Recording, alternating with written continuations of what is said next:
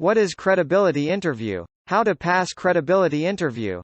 What are the important questions asking in credibility interview? Why credibility interview is important?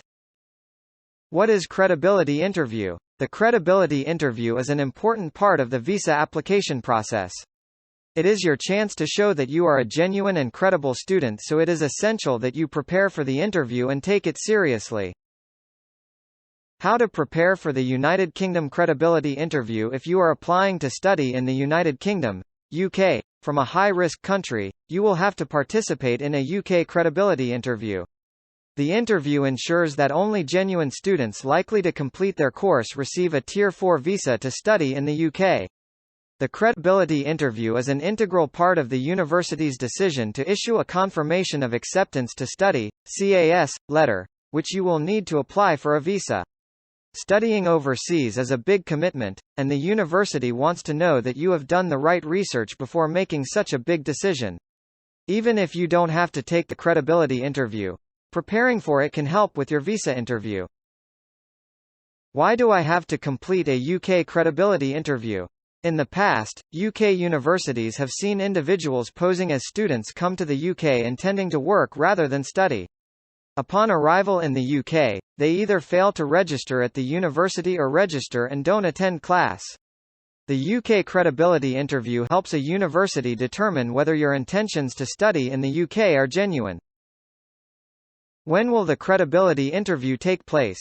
The university's admissions office will reach out to schedule an interview, after issuing a conditional offer 6 months before the course start date.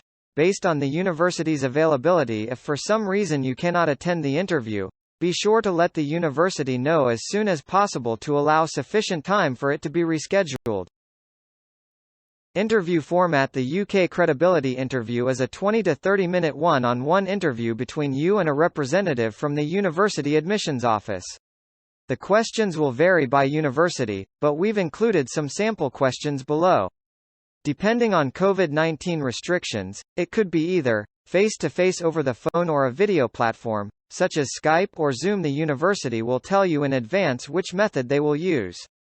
The credibility interview also allows the university to gauge your communication skills. With that in mind, you should speak clearly and concisely, but not rush your responses.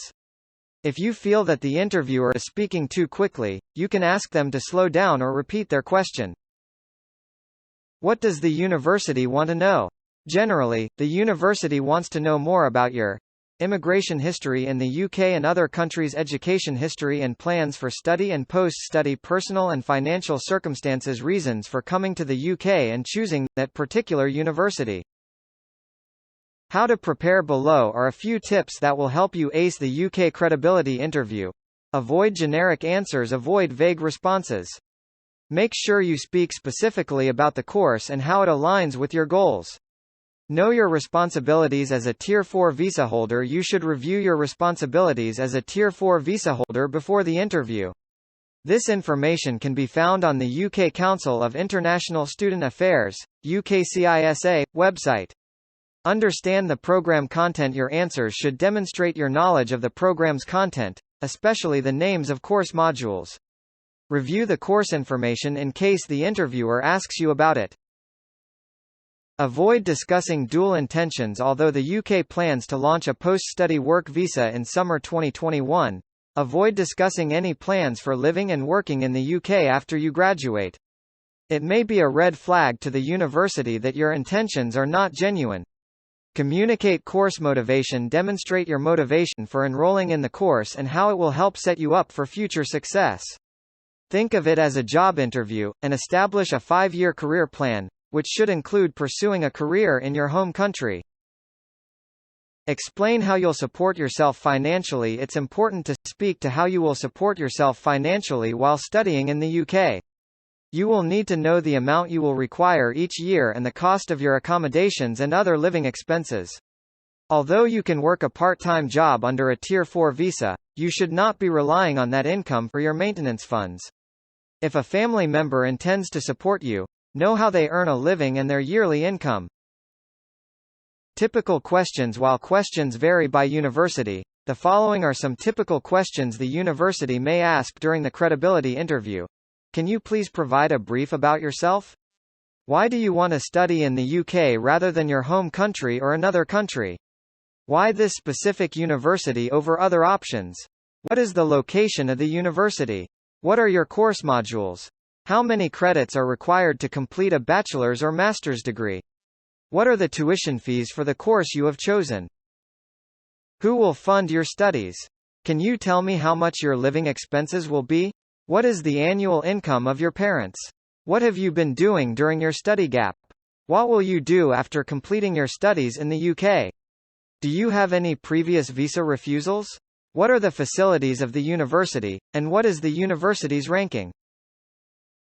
Role-play questions. It's time for some role-playing. Let's take a closer look at a few of the questions above, providing both good and bad responses for each. Q. Why do you want to study in the UK rather than your home country or another country? Bad answer. I heard the UK is a nice place, and people are friendly. I can speak English there. I always wanted to see London, and I like Premier League football.